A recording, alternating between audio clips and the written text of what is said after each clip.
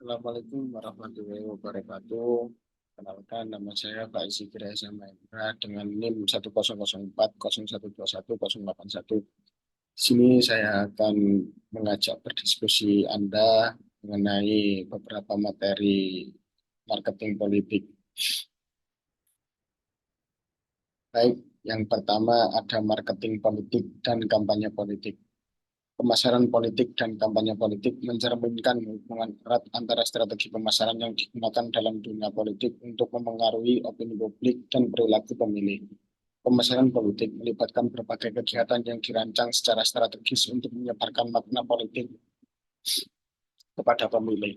Sementara kampanye politik merupakan serangkaian kegiatan yang dilakukan untuk memenangkan pemilu atau mempengaruhi opini publik. Dalam konteks ini, pemasaran politik memainkan peran penting dalam membentuk citra kandidat atau partai politik, merancang program kampanye, serta memahami perilaku pemilih melalui survei serta analisis. Studi juga menunjukkan bahwa penerapan konsep pemasaran politik dalam kampanye politik dapat membantu dalam memenangkan pemilu dan memengaruhi opini publik. Nah, mempengaruhi opini publik sendiri itu merupakan suatu elemen yang penting karena tipologi-tipologi pemilih itu sangat banyak, mulai dari pemilih apatis, kemudian pemilih tradisional, dan pemilih pemilih yang lain sebagainya. Nah, itu tidak bisa ditetapkan sebagai pemilih ini, pemilih itu, karena yang memengaruhi rasa kepemilihan mereka itu merupakan apa ya, fleksibel, dinamis. Jadi sifatnya itu dinamis, naik turun gitu. Jadi di sini mempengaruhi opini publik itu merupakan suatu hal yang sangat penting. Selanjutnya, marketing politik dalam sistem demokrasi. Marketing politik dalam sistem demokrasi mencerminkan penggunaan strategi pemasaran dalam konteks kompetisi politik yang demokratis.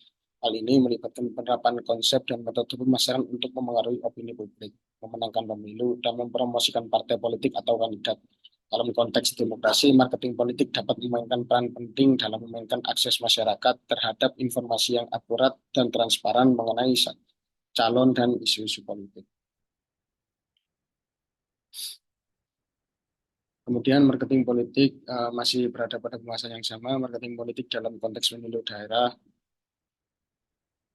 Oh, mohon maaf ini udah beda ini. Marketing politik dalam konteks pemilu daerah. Pada seorang kepala daerah, model kepemimpinan yang populis adalah bagaimana menempatkan diri di hadapan rakyat atau publik.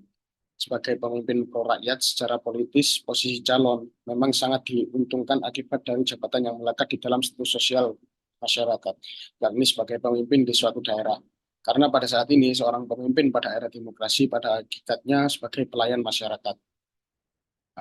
Ini sesuai dengan tagline salah satu calon presiden kita, Tuanku ya Rakyat.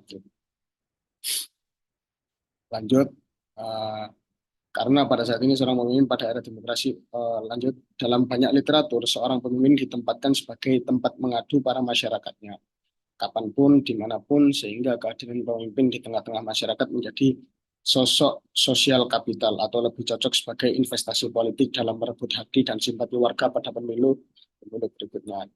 Untuk mempertahankan eksistensi legitimasi masyarakat, perlunya dilakukan hal-hal yang telah saya sebutkan tadi. Thank you. Mungkin itu saja secara sederhana penjelasan dari saya. Semoga dapat bermanfaat untuk para viewers yang menonton. Sekian, mohon maaf. Wassalamualaikum warahmatullahi wabarakatuh.